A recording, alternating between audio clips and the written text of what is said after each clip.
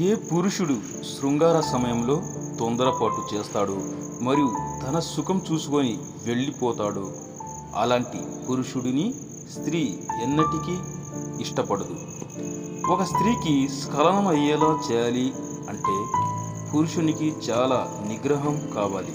ఎందుకంటే పురుషుల కన్నా స్త్రీలకే స్ఖలనం చాలా లేటుగా అవుతుంది కనుక.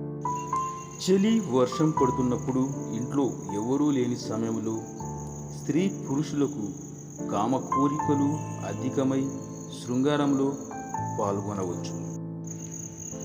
నిలబడి శృంగారం చేయించుకోవడానికి అతిగా ఇష్టపడే స్త్రీలకు కొంతమంది స్త్రీలకు త్వరగా భావప్రాప్తి కలుగుతుంది.